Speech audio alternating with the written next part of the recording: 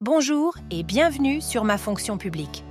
Aujourd'hui, on va parler d'un sujet important et parfois méconnu, les maladies dans la fonction publique. Que se passe-t-il lorsqu'un agent public tombe malade? Quelles sont les protections offertes par l'administration? Et surtout, comment distinguer les différents types de congés maladie et leurs conséquences sur vos droits? Si vous êtes fonctionnaire ou simplement curieux, cette vidéo est faite pour vous. Dans une première partie, nous allons aborder les différents types de maladies dans la fonction publique. Dans la fonction publique, il existe plusieurs types de maladies qui ouvrent des droits spécifiques. Nous allons voir ensemble les trois catégories principales: la maladie ordinaire, la maladie professionnelle et la maladie longue durée. Tout d'abord, concernant la maladie ordinaire, il s'agit du congé le plus courant. Il s'agit d'une maladie ou d'un accident qui n'est pas lié à votre activité professionnelle. Cela peut être par exemple une grippe, une entorse ou une bronchite. Mais quels sont les droits des agents en cas de maladie ordinaire? Les agents ont droit à un congé de maladie ordinaire appelé CMO. Pendant les 3 premiers mois, l'agent perçoit son salaire complet. Il est important de savoir que ces 3 mois ne sont pas forcément d'un seul tenant. Il s'agit en fait d'une période de 90 jours, consécutifs ou non, comptabilisée sur une période de 12 mois glissants. Ensuite, s'il n'est pas guéri, l'agent touche 50% de son salaire pendant une durée maximale de 9 mois. La baisse de revenus est telle qu'il est très important d'avoir une assurance dite prévoyance pour compléter son traitement. Je vous invite à regarder la vidéo que j'ai faite à ce sujet. Vous trouverez le lien dans la description. Au-delà de cette période, si l'agent est toujours malade, d'autres solutions doivent être envisagées, comme un passage à la retraite pour invalidité ou une mise en disponibilité pour raison de santé. Ensuite, nous avons la maladie professionnelle. C'est une maladie qui résulte directement de votre activité au sein de la fonction publique. Par exemple, une pathologie respiratoire chez un agent travaillant dans un environnement toxique ou des troubles musculo-squelettiques chez un personnel de bureau. Les droits des agents en cas de maladie professionnelle sont les suivants. Les agents atteints d'une maladie professionnelle bénéficient d'un congé pour invalidité temporaire imputable au service appelé CITIS. Pendant toute la durée du congé, l'agent perçoit 100% de son salaire. Les soins médicaux et les traitements sont également pris en charge par l'administration. Il est important de noter que la maladie doit être reconnue comme professionnelle par l'administration. Cela passe par des expertises médicales et des démarches administratives précises. Enfin, nous avons les maladies de longue durée. Il existe 2 types de congés pour cela: le congé de longue maladie dit CLM et le congé de longue durée appelé CLD.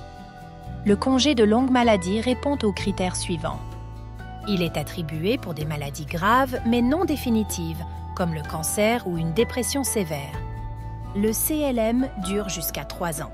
Pendant les 12 premiers mois, l'agent perçoit son salaire complet, puis 50% de son salaire les 2 années suivantes.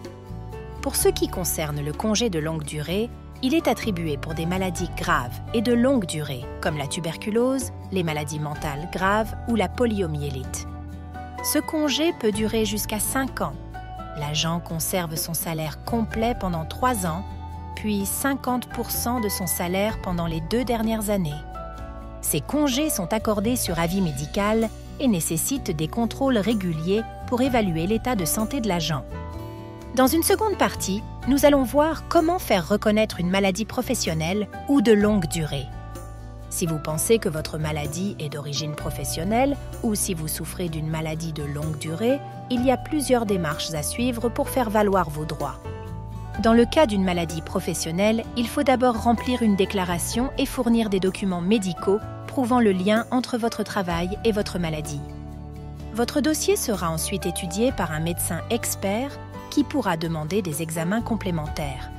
Si la maladie est reconnue, vous serez placé en congé pour invalidité temporaire ou en congé longue durée. Dans certains cas, notamment pour les maladies professionnelles graves, la commission de réforme ou le comité médical sera consulté pour valider la reconnaissance de votre maladie et statuer sur vos droits. Dans une troisième partie, nous allons aborder les protections et droits des agents malades. En plus des congés, Les agents atteints d'une maladie bénéficient de plusieurs protections et droits spécifiques dans la fonction publique. En effet, les agents malades continuent de bénéficier de la protection sociale de la fonction publique, avec la prise en charge des frais médicaux, des hospitalisations et des soins liés à leur maladie.